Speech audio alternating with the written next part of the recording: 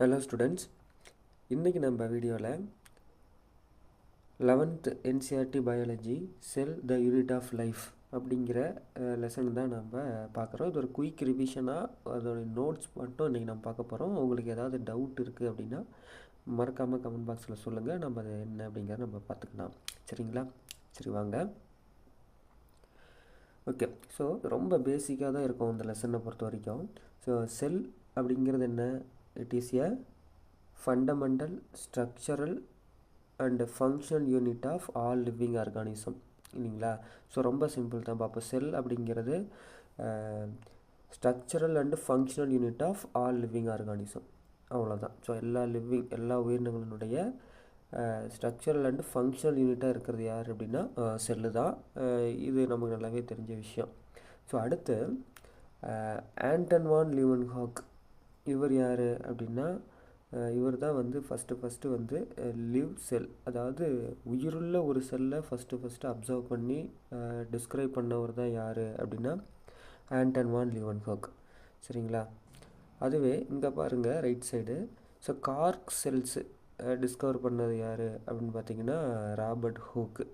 So இதில் நமக்கு சில பேருக்கு சில டவுட்ஸ் இருக்கும். சரி, என்ன டவுட்டு அப்படின்னா, இப்போ வந்து மொட்டையாக வந்து கேட்குறாங்க, ஹூ டிஸ்கவர்டு செல். ஸோ செல்லை டிஸ்கவர் பண்ணது யார் அப்படின்னு சொல்லி கேட்டாங்க அப்படின்னா ராபர்ட் ஹூக் தான்.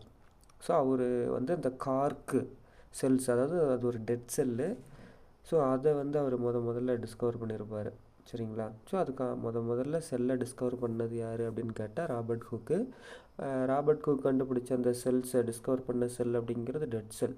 ஆனால் உயிருள்ள செல்லை ஃபஸ்ட்டு அப்சர்வ் பண்ணது யார் அப்படின்னு கேட்டால் ஆண்டன் வான் லியூவன்ஹாக். சரிங்களா? ஸோ இங்கே பாருங்கள், the invention of compound and electron microscopes revealed the structural details of the cell. அப்போ இந்த காம்பவுண்ட் மைக்ரோஸ்கோப், அதுக்கப்புறம் இந்த எலக்ட்ரான் மைக்ரோஸ்கோப்ஸ் எல்லாம் இன்வென்ட் பண்ணதுக்கப்புறம் செல்லோடைய ஸ்ட்ரக்சர் எல்லாம் கொஞ்சம் கொஞ்சமாக ரிவீல் ஆக ஆரம்பிச்சுது.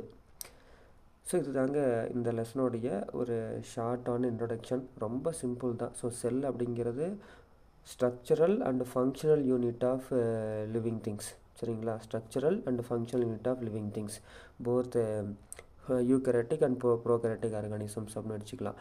ஸோ அதுக்கப்புறம் செல்லோடைய டிஸ்கவரி பற்றி பார்க்குறோம். ஸோ ஆண்டன் வான் லியூவன்ஹாக் அப்படின்னா அவர் லிவிங் செல்லை டிஸ்கவர் பண்ணுறாரு.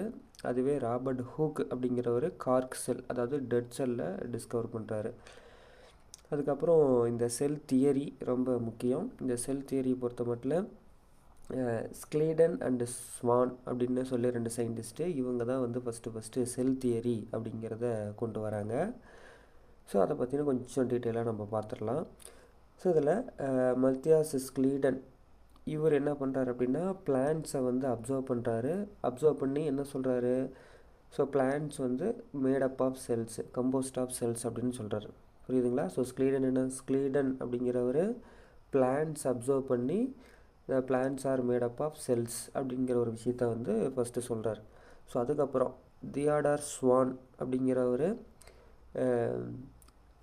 Report that cells had thin outer layer, அதாவது பிளாஸ்மா மெம்பரேன். அப்போ ஸ்வான் அப்படிங்கிறவர் என்ன ரிப்போர்ட் பண்ணுறாரு அப்படின்னா, ஸோ செல்லோடைய வெளிப்புறமாக தின்னான ஒரு அவுட்டர் லேயர் இருக்கும் அப்படின்னு சொல்கிறாரு. அதைத்தான் இன்றைக்கி நம்ம பிளாஸ்மா மெம்பரேன் அப்படின்னு சொல்கிறோம். புரியுதுங்களா?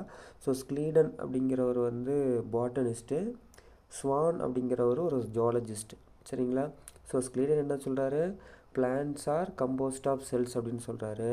அதுவே ஸ்வான் என்ன சொல்கிறாரு, so cell had a thin outer layer, so செல்லுக்கு ஒரு தின்னான அவுட்டர் லேயர் இருக்கும், அதுக்கு பேர் பிளாஸ்மா மெம்பரேன் அப்படின்னு சொல்கிறாரு.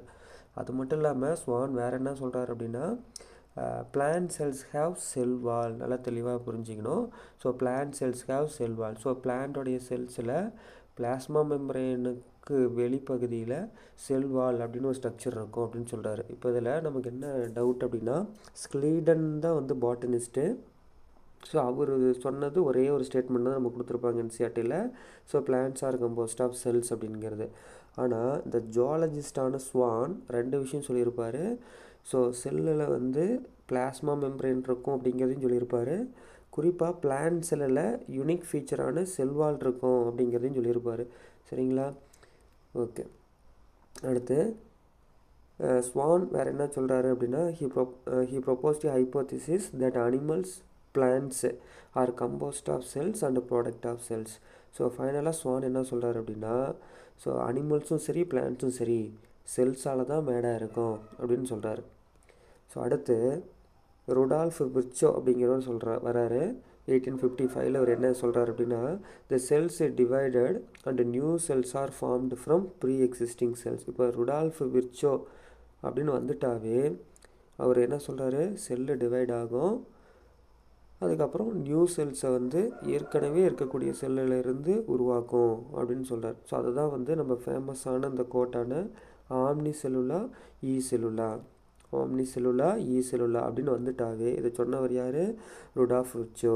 அப்போ ஆம்னி செல்லுலா ஈ செல்லுலா அப்படின்னா என்ன அர்த்தம், ஸோ புதுசாக ஒரு செல்லு ஃபார்ம் ஆகுது அப்படின்னா அது ஏற்கனவே இருந்த செல்லிலிருந்து தான் ஃபார்ம் ஆகுது அப்படிங்கிறது தான் சரியா. New cells are formed from pre existing cell. Pre existing cells அப்படின்னா ஏற்கனவே இருக்கக்கூடிய செல், ஏற்கனவே இருக்கக்கூடிய செல்லில் இருந்து தான் புது செல்ஸ் வந்து ஃபார்ம் ஆகுது அப்படிங்கிறத ருடால்ஃப் விர்ச்சோ வந்து சொல்கிறாரு சரிங்களா.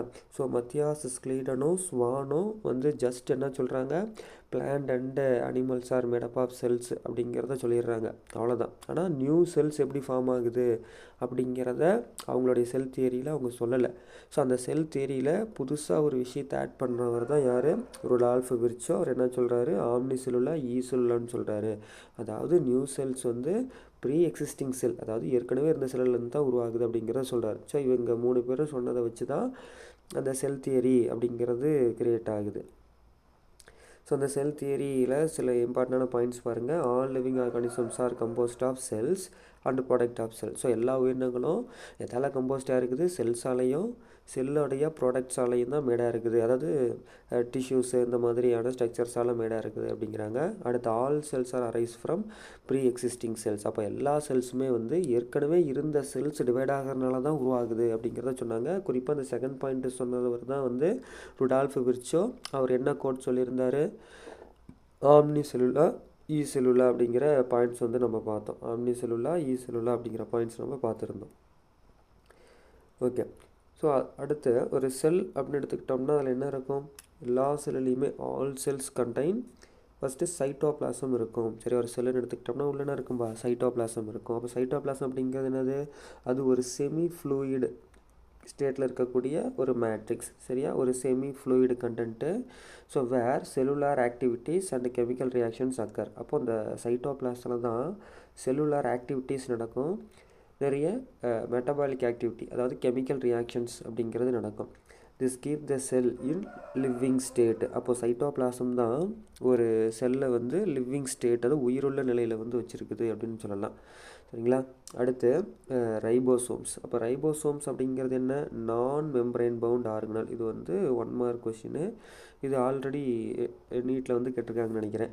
ஸோ ரைபோசோம்ஸ் அப்படிங்கிறது நான் மெம்பரைன் பவுண்ட் ஆர்கனல், அதாவது ரைபோசோம் அப்படிங்கிற ஆர்கனலை சுற்றி வந்து எந்த விதமான மெம்பரைனும் இருக்காது, நான் மெம்பரைன் பவுண்ட் ஆர்கனல். ஸோ இந்த வீடியோவுடைய எண்டில் இந்த மெம்பரைன் பவுண்டு ஆர்கனலை பற்றி இன்னும் கொஞ்சம் டீட்டெயிலாக பார்க்கலாம். ஏன்னா அந்த மெம்பரைன் பவுண்ட் ஆர்கனலை பொறுத்த வரைக்கும் நம்ம வந்து 3 விஷயத்தை ஞாபகம் வச்சுக்கணும் சரிங்களா. மெம்பரைன் பவுண்ட் ஆர்கனலை பொறுத்த வரைக்கும் அது என்ன சார் 3 விஷயம் அப்படின்னு கேட்டிங்கன்னா,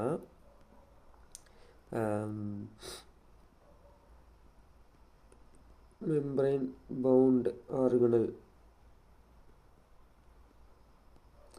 மெம்பரைன் பவுண்ட் ஆர்கனலை பொறுத்த வரைக்கும்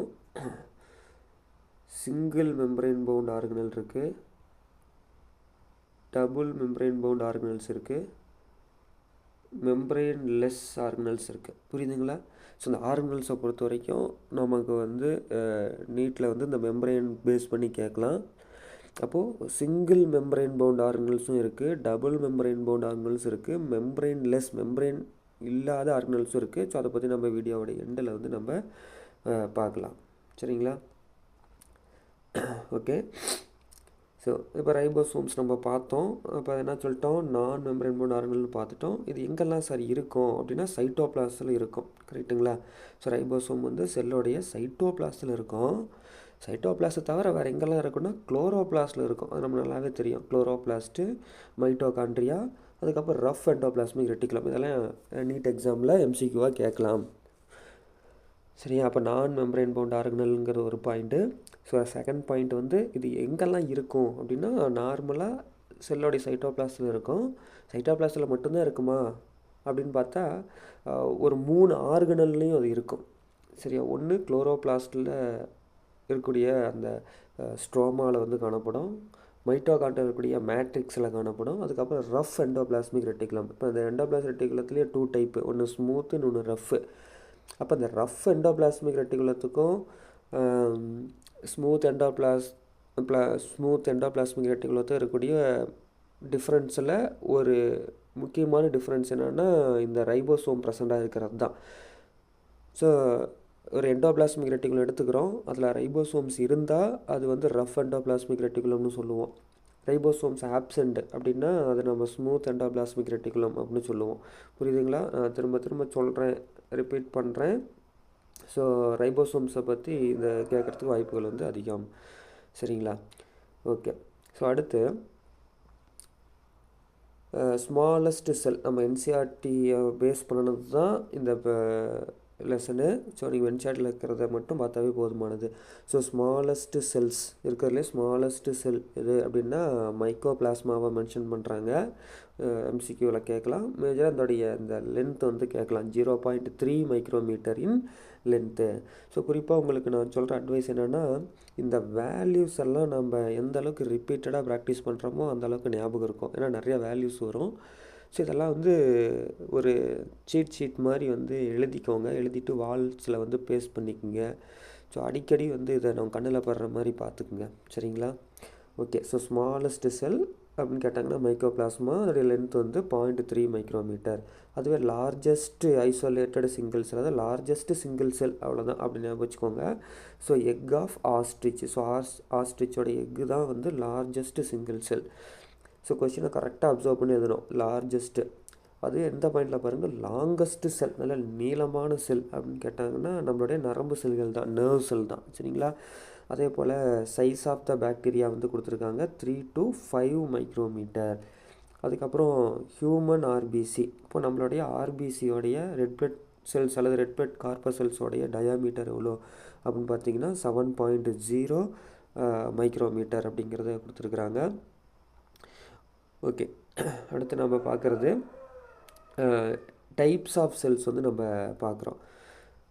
அப்போது செல்லில் வந்து நமக்கு மொத்தம் 2 டைப்ஸ் இருக்குதுங்கிறது தெரிஞ்சது தான். ஒன்று ப்ரோகேரியாட்டிக் செல்ஸு, இன்னொன்று யூகேரியாட்டிக் செல்ஸு.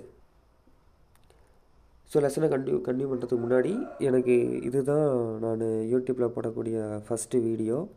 ஸோ ரெக்கார்ட் பண்ணுறதுல ஏதாவது கொஞ்சம் உங்களுக்கு டிஸ்டர்பன்ஸ் இருக்குது அப்படின்னா கொஞ்சம் அட்ஜஸ்ட் பண்ணிக்கோங்க, சாரி. ஸோ மறக்காமல் உங்களுடைய ஃபீட்பேக்கை கமெண்டில் கொடுங்க. ஏன்னா நான் கிளாஸில் எடுக்கிற மாதிரியே எடுத்துக்கிட்டு இருக்கிறேன், கொஞ்சம் அடிக்கடி ரிப்பீட் பண்ணுறேன். ஸோ கொஞ்சம் அட்ஜஸ்ட் பண்ணிக்க, அடுத்தடுத்த வீடியோவில் பார்த்துக்கலாம். ஸோ மறக்காமல் உங்கள் ஃப்ரெண்ட்ஸுக்கும் ஷேர் பண்ணுங்கள். Okay. So prokaryotic cells. So 2 type of cell. So first one is prokaryotic cell, second one is eukaryotic cell. So first prokaryotic cell பார்த்துடலாமா? ஃபஸ்ட்டு பாருங்கள், they have no membrane bound nucleus and organelle. So major difference மெயினாக நமக்கு prokaryotic cell eukaryotic செல்னு topic வரும்போதே நமக்கு ஞாபகம் வர வேண்டியது. ஸோ ப்ரோகேரியாட்டிக் செல்லில் வந்து மெம்பரைன் பவுண்டு நியூக்ளியஸோ அல்லது மெம்பரைன் பவுண்டு ஆர்கனல்ஸோ இருக்காது. இதுதான் ஃபஸ்ட்டு டிஃப்ரென்ஸு. ஸோ அதுவே யூகேரியாட்டிக்காக இருந்துச்சுன்னா மெம்பரைன் பவுண்டு நியூக்ளியஸ் இருக்கும், மெம்பரைன் பவுண்டு ஆர்கனல்ஸ் இருக்கும், மெம்பரைன் இல்லாத ஆர்கனல்ஸும் இருக்கும். சரிங்களா? ஓகே. ஸோ அப்போ ப்ரோகேரியாட்டிக் செல்லில் என்ன இருக்காது? மெம்பரைன் பவுண்டு நியூக்ளியஸும் மெம்பரைன் பவுண்டு ஆர்கனல்ஸும் இருக்காது, ஆப்சண்ட்டு. அப்போ நியூக்ளியஸுக்கு பதிலாக ப்ரோகேரியாட்டிக் செல் என்ன சார் இருக்கும் அப்படின்னா நம்ம வந்து நியூக்ளியாய்டு அப்படின்னு சொல்லுவோம் இல்லைங்களா? ஸோ ப்ரோகேரியாட்டிக் செல்லில் நியூக்ளியாய்டு, ப்ரோகேரியாட்டிக் செல்லில் நியூக்ளியாய்டு, யூகேரியாட்டிக் செல்லில் நியூக்ளியஸ். நமக்கு நல்லா தெரிஞ்ச விஷயம். ஸோ ப்ரோகேரியாட்டிக் செல்லில் இதெல்லாம் இன்க்ளூட் ஆகுதுப்பா, bacteria, blue green algae, mycoplasma and PPLO. So பிபிஎல்ஓங்கிறது ப்ளூரோ நிமோனியா லைக் ஆர்கானிசம்ஸ் அப்படின்னு சொல்லுவோம். ஸோ இதெல்லாம் எக்ஸாம்பிள்ஸ் பார்த்துக்குங்க. They are generally smaller. அப்போ ப்ரோகேரியாட்டிக் ஆர்கானிசம் அப்படிங்கிறது பொதுவாகவே அளவில் ஸ்மாலராக தான் இருக்கும். So multiply more rapidly. So rapidly அப்படின்னா என்ன அர்த்தம்? ஃபாஸ்ட்டாக அப்படின்னு அர்த்தம், வேகமாக அப்படின்னு அர்த்தம். ஸோ சைஸ்லேயும் சின்னதாக இருக்கும், ரொம்ப ஃபாஸ்ட்டாகவும் வந்து என்ன பண்ணோம் மல்டிப்ளை ஆகும் தென் த யூகரியோட்டிக் செல். ஸோ மல்டிப்ளை மோர் ரேபிட்லி தென் த யூகரியோட்டிக் செல். அப்போ யூகரியோட்டிக் செல்லில் கம்பேர் பண்ணும்போது ப்ரோகரியோட்டிக் செல் ரொம்ப வேகமாக வந்து மல்டிப்ளை ஆகும்.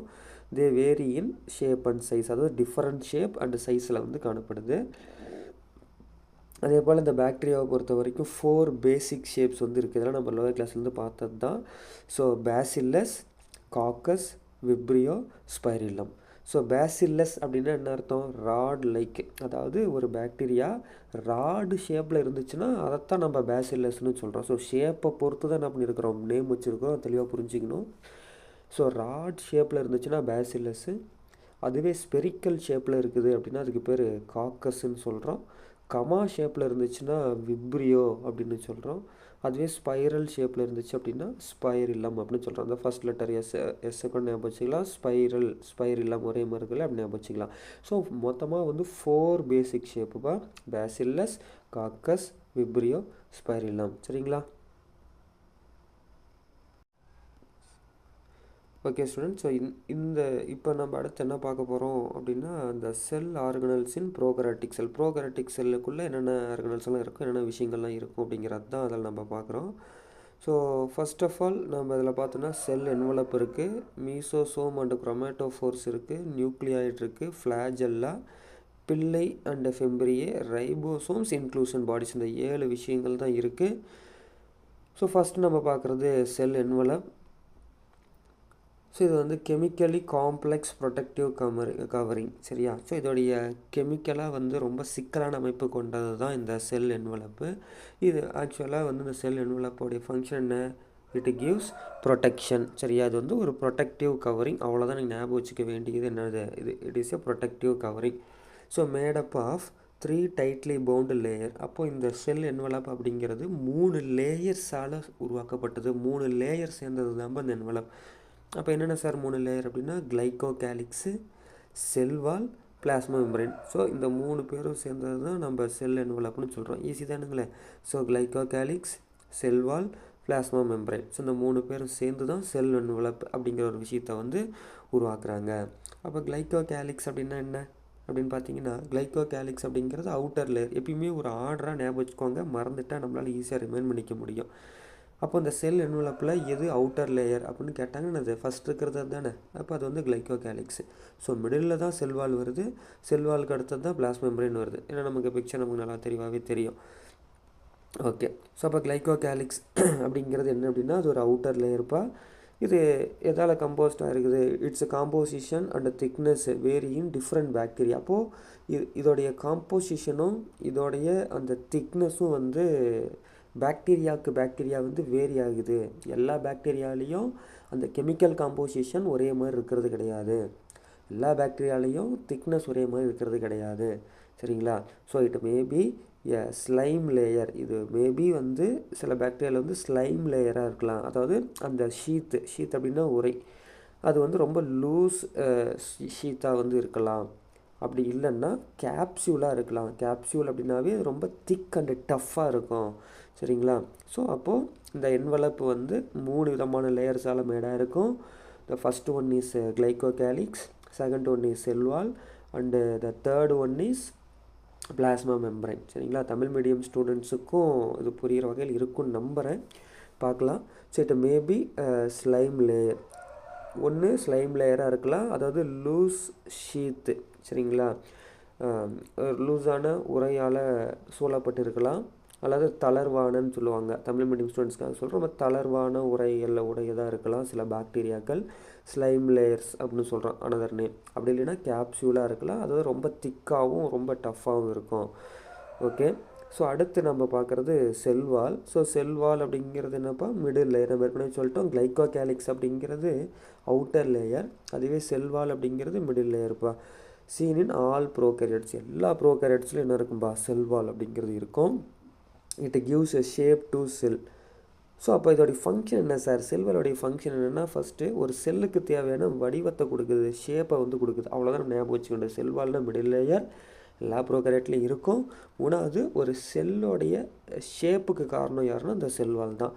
அது மட்டும் இல்லாமல் ப்ரொவைட் ஸ்ட்ரக்சரல் சப்போர்ட்டு. ஸோ செல்லுக்கு ஷேப்பை கொடுக்குது, அதுக்கப்புறம் செல்லுக்கு தேவையான அந்த ஸ்ட்ரக்சரல் சப்போர்ட்டை வந்து கொடுக்குது. சரிங்களா? எதுக்காக அப்படின்னா to provide the bacterium from bursting or collapsing. அந்த பாக்டீரியா வந்து வெடித்து விடாமல் பர்ஸ்ட் ஆகாமல் அல்லது கொலாப்ஸ் ஆகாமல் இருக்கிறதுக்கு ஸ்ட்ரக்சரல் சப்போர்ட்டை கொடுக்கறத யார்? செல்வால் தான். அப்போ ஒரு பாக்டீரியாவுக்கு ஒரு டேமேஜ் ஏற்படணும் அப்படின்னா அது செல்வாலை தாண்டி தான் வந்து நடக்கணும்.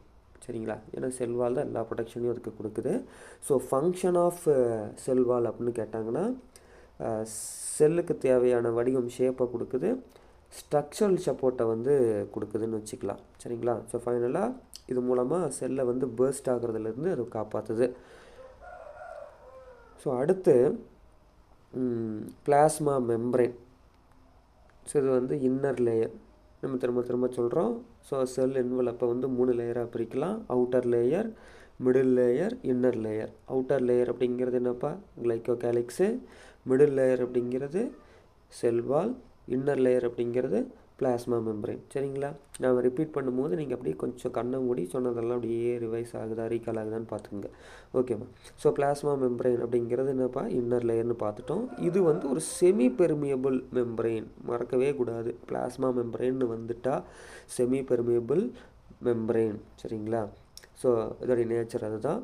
So interact with out side. சரிங்களா? இது வந்து அவுட் சைடு கூட வந்து இதுதான் வந்து இன்ட்ராக்ட் பண்ணக்கூடியது. So this is structurally similar to that of eukaryotes. அப்போது யூகேரியாட்டில் இருக்கக்கூடிய பிளாஸ்மா மெம்பரேன் மாதிரியே ப்ரோகேரியாட்டில் இருக்கக்கூடிய பிளாஸ்மா மெம்பரேனும் செயல்படுது. இதெல்லாம் அசர்டர்ஸ் அண்ட் ரீசனில் கேட்கலாம். நாட் சிமிலர்னு கொடுத்துடலாம். புக்கில் நமக்கு சிமிலர்னு இருக்கும், நமக்கு நாட் சிமிலர்னு கொடுத்துடலாம். ஒரு சின்ன ஒரு வார்த்தை நம்ம லைஃபையே புரட்டி போட்டு ரொம்ப கவனமாக ப்ராக்டிஸ் பண்ணுங்கள். சரிங்களா? ஸோ அவ்வளோதான். பிளாஸ்மா மெம்பரேனை பொறுத்த வரைக்கும் inner layer semi permeable in membrane. So யூகேரியாட்ஸோட ஒத்து போகும். Similar to structurally similar. அது நல்லா புரிஞ்சுக்கணும். ஸ்ட்ரக்சரலி சிமிலர்னு கொடுத்துருக்காங்க. So structurally similar to eukaryotes. ஓகேவாப்பா? Okay, next based on type of cell envelopes. இப்போ நான் தான் நம்ம செல் என்வலப்ஸ் பார்த்தோம். Cell envelopes are made up of 3 லேயர்ஸ்னு பார்த்தோம். Glycocalyx, cell wall, plasma membrane. அப்போ அந்த செல் என்வலப்ஸோடைய டைப்ஸை பேஸ் பண்ணி ப்ளஸ் அந்த ரெஸ்பான்ஸை பேஸ் பண்ணி கிராம் ஸ்டெய்னிங் பாக்டீரியாவை வந்து, அதாவது ரெஸ்பான்ஸ் டு கிராம் ஸ்டெய்னிங், அதாவது based on types of cell envelope. So cell என்வலப்ஸோடைய type and response to gram staining. Gram ஸ்டெய்னிங்க்கு நான் படிச்சிருப்போம். ஸோ அந்த பாக்டீரியாவுக்கு நம்ம சில ஸ்டெய்னிங் கொடுக்கும்போது அந்த கலருக்கு எப்படி ரெஸ்பாண்ட் பண்ணுது அப்படிங்கிறது தான். ஸோ அந்த கிராம் ஸ்டெயினுக்கு எப்படி ரெஸ்பான்ஸ் பண்ணுது அப்படிங்கிறத பொறுத்து பாக்டீரியா வந்து 2 வகையாக நம்ம பிரிக்கிறோம். ஒன்று கிராம் பாசிட்டிவ், ஒன்று கிராம் நெகட்டிவ். திரும்பவும் சொல்கிறேன், இந்த கிளாஸிஃபிகேஷன் படிக்கும்போது, டைப்ஸ் படிக்கும்போது எதை பேஸ் பண்ணி கிளாஸிஃபை பண்ணுறாங்க அப்படிங்கிறது முக்கியம். நிறைய பேர் அதை கண்டுக்கிறதே கிடையாது. ஜஸ்ட்டு வந்து டைப்ஸாக என்னென்ன டைப்ஸு அப்படிங்கிறது மாதிரி போயிடுறாங்க. ஸோ அந்த டைப்ஸாக பிரிக்கிறதுக்கு அடிப்படையான காரணம் என்னென்னு தெரிஞ்சுக்கணும். அதே மாதிரி இங்கே பாக்டீரியாவை 2 டைப்ஸாக பிரிக்கிறோம். என்ன 2 types? Gram positive, gram negative. எதை அடிப்படையாக வச்சு சார் பிரிக்கிறாங்க அப்படின்னா, பாக்டீரியாவில் என்ன டைப் ஆஃப் செல் என்வலப் இருக்குது, பாக்டீரியா வந்து அந்த கிராம் ஸ்டெய்னிங் ப்ரொசீஜருக்கு எப்படி ரெஸ்பான்ஸ் பண்ணுது அப்படிங்கிறத பொறுத்து தான் 2 வகையாக பிரிக்கிறோம். ஒன்று கிராம் பாசிட்டிவ், ஒன்று கிராம் நெகட்டிவ். சரிங்களா? அப்போ கிராம் பாசிட்டிவ்னு அர்த்தம் the take up and retain the gram stain. அந்த கொடுக்கக்கூடிய கிராம் ஸ்டெயினை வந்து அப்சர்வ் பண்ணி அதை ரீடைன் பண்ணிக்கும், தக்க வச்சுக்கும். சரிங்களா? அதனால் கிராம் பாசிட்டிவ். கிராம் நெகட்டிவ் அப்படிங்கிறது நம்ம கொடுக்கக்கூடிய கிராம் ஸ்டெயினை வந்து என்ன பண்ணுறது இல்லை, தக்க வச்சுக்கிறது கிடையாது. To not retain. சரியா? கிராம் ஸ்டெயினை டேக் பண்ணிக்கிச்சு, அதாவது இன்னும் சிம்பிளாக சொல்ல போனால் கிராம் ஸ்டெயினை வந்து ரீடைன் பண்ணிக்கிச்சு அப்படின்னா gram positive. So does not retain the gram stain. Gram ஸ்டெயினை வந்து அதை ரீடைன் பண்ணலை அப்படின்னா நெகட்டிவ். சரியா? இல்லை, டு நாட்னு வந்துட்டாவே அது வந்து அந்த கிராம் நெகட்டிவ். சரிங்களா? ஸோ சில எக்ஸாம்பிள்ஸ் பாருங்கள். கிராம் நெகட்டிவ்க்கு எக்ஸாம்பிள் எஸ்செரிசியா கோலை அல்லது கோலை அப்படின்னு ஷார்ட்டாக சொல்லுவோம். கிராம் நெகட்டிவ் பாக்டீரியாவுக்கு ஒரு எக்ஸாம்பிள்ஸ் எல்லாம் மஸ்ட்டு நம்ம படித்தாகணும். கிராம் பாசிட்டிவ் அப்படின்னு பார்த்தீங்கன்னா ஸ்டெஃபைலோகாக்கஸ் ஆரியஸ். இது வந்து பாசிட்டிவ் பாக்டீரியாவுக்கு எக்ஸாம்பிள். ஓகேப்பா? இப்போ நம்ம செல் என்வலப் வந்து நம்ம பார்த்தாச்சு. ரொம்ப சிம்பிள். ஸோ 3 லேயரு, ஒன்று அவுட்டர் லேயர், ஒன்று மிடில் லேயர், ஒன்று இன்னர் லேயர். ஸோ 3தோடைய ஃபங்க்ஷன். ஸோ அந்த என்வலப்பை பேஸ் பண்ணி பாக்டீரியாவை வந்து 2 வகையாக பிரிக்கிறோம். Positive bacteria, negative bacteria. Gram ஸ்டெய்னிங்கை எடுத்துக்கிட்டால் பாசிட்டிவ், எடுத்துக்கலாம் நெகட்டிவ். அவ்வளோதான், ரொம்ப சிம்பிள். சரிங்களா? ஓகே, அடுத்து மீசோசோம்ஸ் அண்டு குரோமேட்டோஃபோர்ஸ் இதை பற்றி தான் பார்க்க போகிறோம். இவங்கெல்லாம் வந்து நம்ம மெம்பரேனஸ் ஸ்ட்ரக்சர்ஸ் அப்படின்னு நம்ம சொல்கிறோம். ஸோ இதை பற்றி நம்ம பார்ட் 2 வீடியோவில் வந்து பார்க்குறோம். ஸோ வீடியோ பிடிச்சிருந்தால் மறக்காமல் லைக், ஷேர் அண்ட் கமெண்ட் பண்ணுங்கள். மறக்காமல் உங்கள் ஃப்ரெண்ட்ஸுக்கு ஷேர் பண்ணுங்கள். ஸோ அடுத்த வீடியோவில் பார்க்கலாம்ப்பா. தேங்க்யூ.